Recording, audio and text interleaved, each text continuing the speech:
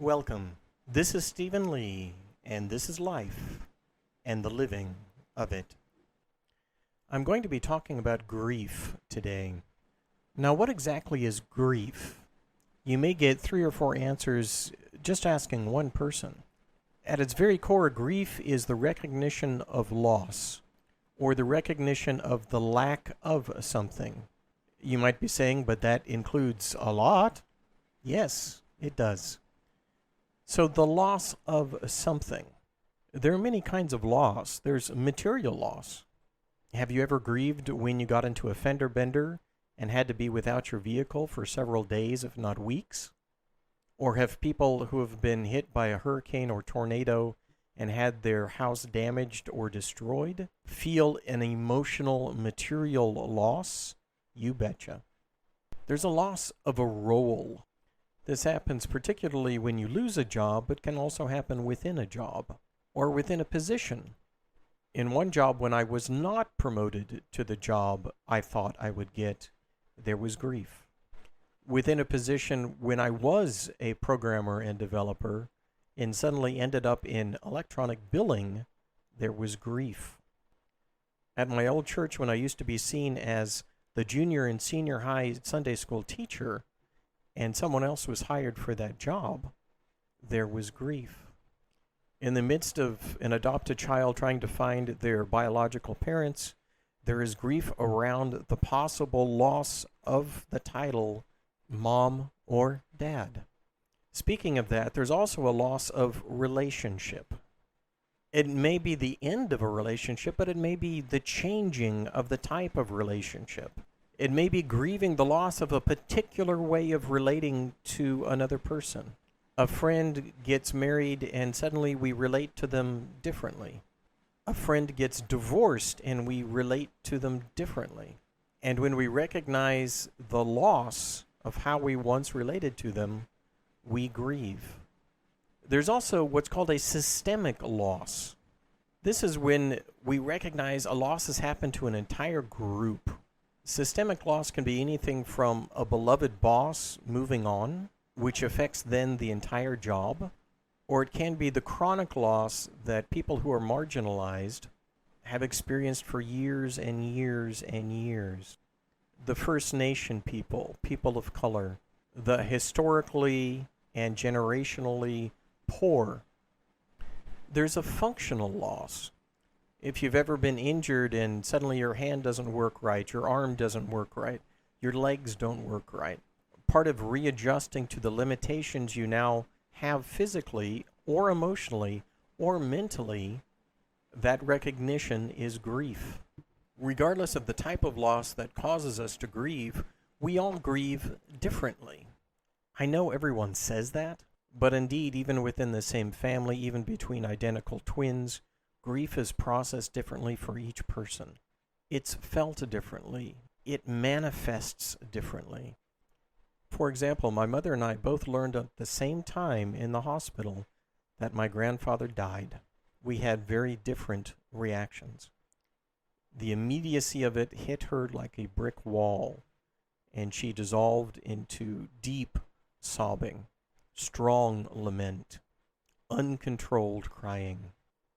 It took about 2 minutes for me to feel anything. Then the enormity of what his death meant started sinking in. And then I felt the tears. And then I started crying. I started asking questions. How did it happen? Why did it happen? I wanted to process this. I wanted to understand this. And of course, my mom was in no position to give me these kinds of answers right then. The third thing about grief is it does not go through cut and dry stages. We may go through shock and denial and sadness and anger and bargaining, but we may go through those cycles 6, 7, 8, 10, 100 times. And we may switch 1 second from acceptance to denial to anger to bargaining. Most of the emotions associated with loss are chaotic. To some degree, they're unpredictable. Just when we think we're over some kind of emotional loss, something triggers us again and we're right back into it. The disservice done by thinking it comes in stages is that if we see someone and they seem to be in the acceptance phase, We might stop being as careful what we say, what we do, how we act around them, assuming, of course, yeah, she, he, they are on the mend, and trigger grief again. More than likely, trigger some kind of anger. Thinking it comes in stages does a disservice to us. Oh, yeah, okay, this is the anger phase. Okay. This is one of the last phases, right? So I'm moving through this, right? I'm processing the stuff I need to process. But then the next day we might deny everything again. We might be back in shock. We might be back in bargaining. And then we might feel like we failed the grieving process. We're not doing it right. We're taking too long to grieve. We're taking too short to grieve. We're not grieving like our friends grieve, which not only extends the length of grieving that we do, but it short circuits what grieving is supposed to do for us. Another thing about grief is that it's okay to never have closure, at least in the sense that most people think closure is. You don't shut the book or turn to another chapter when you have quote-unquote finished grieving someone. Closure is not the goal of grief. Now, before we get into the purpose of grief, when we've stopped going through grief, or we're stuck in grief, when it no longer does function correctly, and possibly, like me, this will bring up some experiences from your own grief. Now, these are patterns of behavior, not initial reactions to loss. These are things that happen over and over again. One, we can't think of who or what was lost without suffering intense pain. Do we experience pain when we think of what's lost? Yes. But if it never goes down in intensity, if it immobilizes us, takes away from our peace, interferes with most aspects of our life, then those are signs that whatever you think the grieving process should be for you isn't working. And perhaps it's time to ask for some help. Again, over time, if you find that relatively minor events trigger intense pain, or when themes of loss appear frequently in conversations, or when whatever environment triggered the grief initially, you can't change the environment.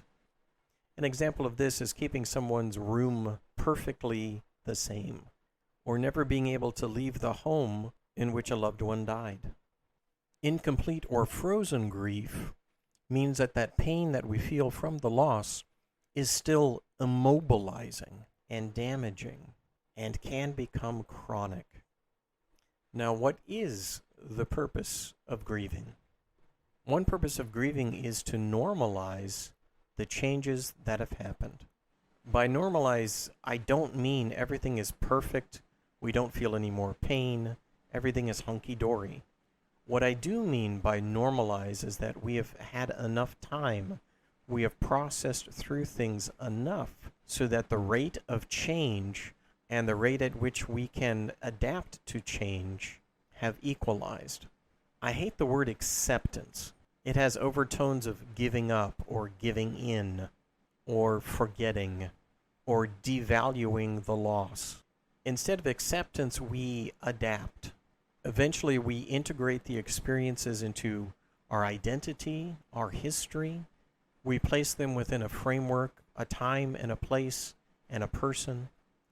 They may still cause grief.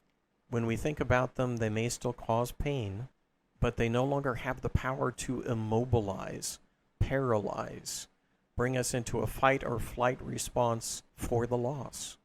The loss no longer determines our peace of mind. That's what I mean by adapting, integrating. It removes not one bit of value from what or who we have lost.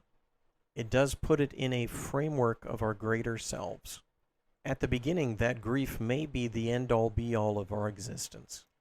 Adaptation and integration, it's part of us, but it is not the whole of us. Our loss is part of who we are, but it is not all of who we are. Now let's talk about the difference between grief and complicated grief. What do we expect in grief? We expect a lack of energy. We expect feeling apathetic or lethargic. Our appetite might change. Our sleeping habits might change. We might find it very difficult to concentrate or focus. We might be questioning our beliefs, spiritual or otherwise. We might question our vocation, our job, the relationships in our lives. We might feel guilt, anger, depression, loneliness, emptiness, sadness. But even in the midst of these, we still experience moments of joy and happiness, even if they are moments. And eventually, and the time is different for everyone, we experience more moments of satisfaction and joy and happiness and a new sense of wholeness. That's grief. What is complicated grief? This is, as we've mentioned already, grief being stuck. Complicated grief, the characteristics of grief don't dissipate with the passage of time. Normal routines and activities and living isn't resumed or can't be resumed. There is severe impairment just at leading a normal life. People call complicated grief by different names. Some people call it chronic grief or complicated grief disorder, exaggerated grief, persistent complex bereavement disorder. Regardless of the terminology, it's persistent grief that may include episodes of rage or chronic inability to focus on anything but the loss itself, or focusing intensely on anything that reminds them of the loss, or intense feelings of bitterness, low self-esteem, hopelessness, despair, pain, sadness, detachment, isolation. It may include self-destructive behaviors, addictions, suicidal thoughts or ideation. And there are some things that may cause a normal grief to become a complicated grief. For example, if for some reason or another we fail to grieve during the time that the emotional pain is the highest, for example, if someone is a caregiver or someone has to go to work to support the family, they have to force themselves into a mode of normality to keep the job, to be the quote-unquote strong parent for their children, to be the quote-unquote strong child for their parents. There's also disenfranchised grief. A great example of this are the parents of Ted Bundy. It's very hard to properly grieve a son when he's labeled evil by the rest of the nation, a serial killer. Back in the 80s, when a death happened because of HIV, it was impossible sometimes for the loved ones of that person to grieve openly. Even today, when someone experiences a miscarriage or a stillbirth and they try to conceive again, it doesn't feel right to grieve while they're trying to conceive. It's disenfranchised. Then there's a traumatic grief that is so traumatic and so sudden. Then the person is not only dealing with grief, but dealing with trauma. Now I'm going to include some beneficial things about grief. Grief means we're human. Grief is a normal part of life. Grief means we're not in control. Grief means that things and people have value. I want to talk about grief of being a human first. Some of the best friendships have been in support groups where people have experienced some kind of loss. Sometimes the loss of a loved one brings people who would not normally ever spend time together, because for that time, the pain that they are experiencing is common for all of us. The power of knowing the person next to you is feeling what you are feeling is sometimes of inestimable comfort. Because a human being grieves, it means what I'm experiencing isn't abnormal. The grief, the hurt I'm experiencing isn't a sickness. Grieving isn't a sin. Grieving tells us we can love and do love. Grief may allow us to tell the story of our heart when no other thing might do that. Grief allows us to name the things that are missing, along with the thing or the person who is primarily grieved. Grieving allows us to deal with our feelings.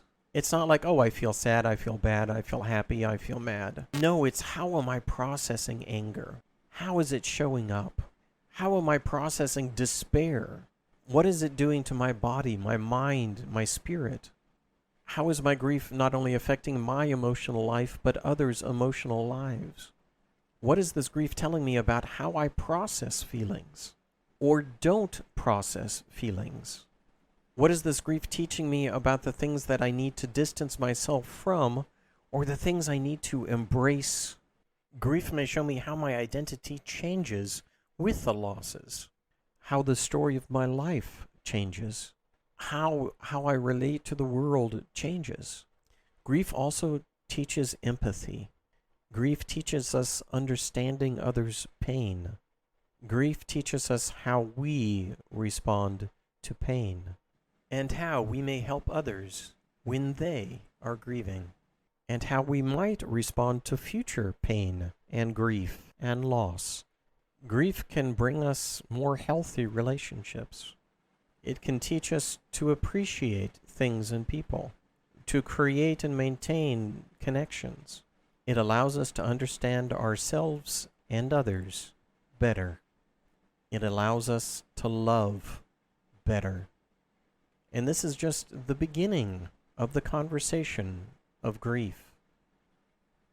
And this is life and the living of it.